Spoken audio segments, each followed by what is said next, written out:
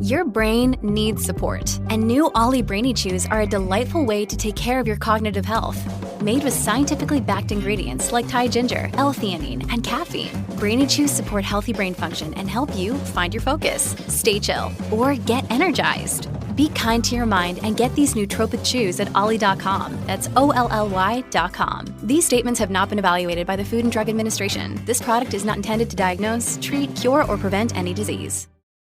At Evernorth Health Services, we believe costs shouldn't get in the way of life-changing care, and we're doing everything in our power to make it possible. Behavioral health solutions that also keep your projections at their best?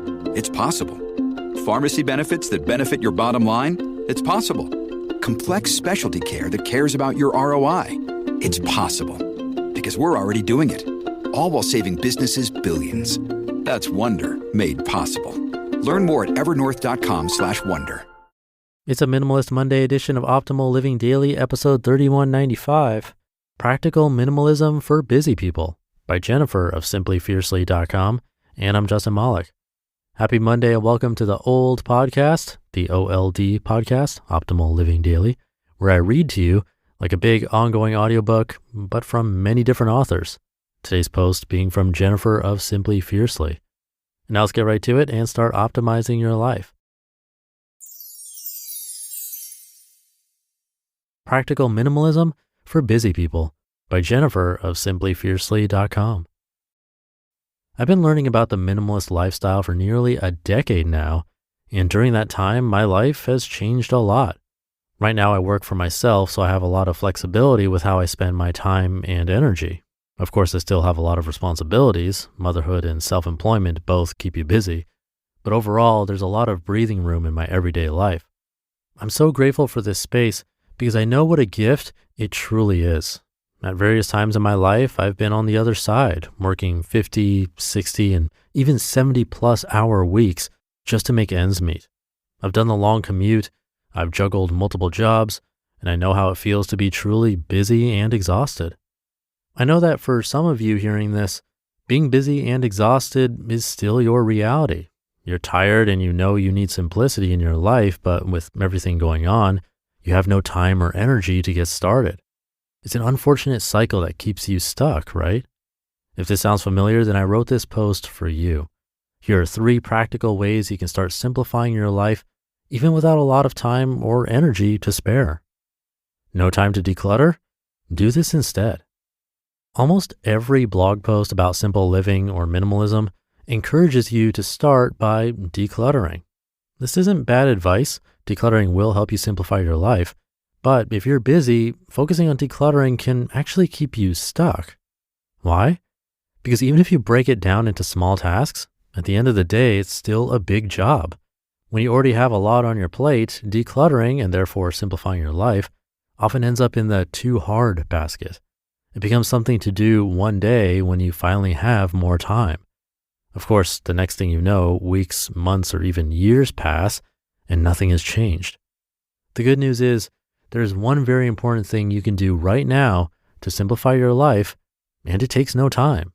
In fact, it actually saves you time. Stop shopping for things you don't need. Ultimately, making this change is so much more than decluttering. It's not as sexy. I know it's more exciting to think about a Pinterest-worthy minimalist home, but I promise you, if you're more concerned with how your life feels on the inside than how it looks on the outside, then this is a powerful place to start. As you learn to be a mindful consumer, you start thinking differently about your stuff. This mindset shift is essential for minimalism, and if you take time to nurture it, you'll find decluttering so much easier when you finally have the time to tackle it. Lay the foundations for intentional living. Over the years, the biggest lesson I've learned about minimalism is that it has less to do with what you own and everything to do with living with intention.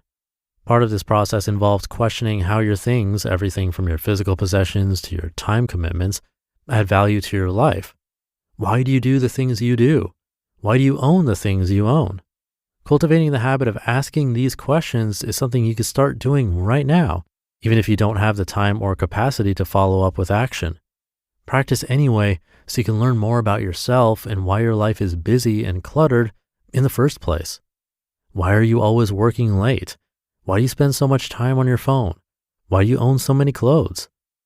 Admittedly, asking these questions takes a lot of mental energy, something that's often in short supply when you're busy, but I promise that it's worth making the effort. It's all part of cultivating an intentional mindset, and the more you practice, the easier it will become. With time, you'll develop a better understanding of the root cause of the clutter in your life, and this is essential for clearing it. Think of it this way. If you don't know the cause of your problem, then how can you truly go about solving it? Every minute matters. Finally, I know that when we're busy, it's easy to convince ourselves that there's no point in starting small. I don't have time to work out or read or eat healthy or simplify my life right now. I'll do it later when I have more time. Sound familiar? I know I've said some version of this statement more times than I could possibly count, but as James Clear wrote in his book Atomic Habits, quote, "Every action you take is a vote for the type of person you wish to become," end quote. In other words, everything we do matters. If you want to simplify your life, don't be afraid to start small. Even when you're busy, can you find just 5 minutes to work towards creating the life you want most? This might look like unsubscribing from one email, decluttering one t-shirt, or even just spending 5 minutes sitting in silence. If you're not sure where to begin, keep it simple. Look around you. What's one thing that's not adding value to your life, and how can you let go? If all you have is 5 minutes, that's okay. Start small with any of the ideas in this post, and I can guarantee you that if you keep showing up, it will make a difference. On the other hand, waiting for the perfect time when you're finally less busy is an almost guaranteed way to put off living your best life. I know it can be hard, but I promise you, it's worth it. You just listened to the post titled Practical Minimalism for Busy People by Jennifer of SimplyFiercely.com, and I'll be right back with my commentary. Thank you to Jennifer.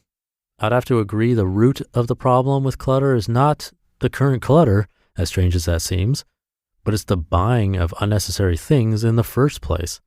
Now, I don't think I can say I'm a minimalist per se. I like to say I'm a minimalist in progress for life, but I'm definitely not a shopper. You'll usually only see me shopping when I'm trying to solve a specific issue, and more often than not, my shopping involves consumables, which isn't really clutter unless it's expired.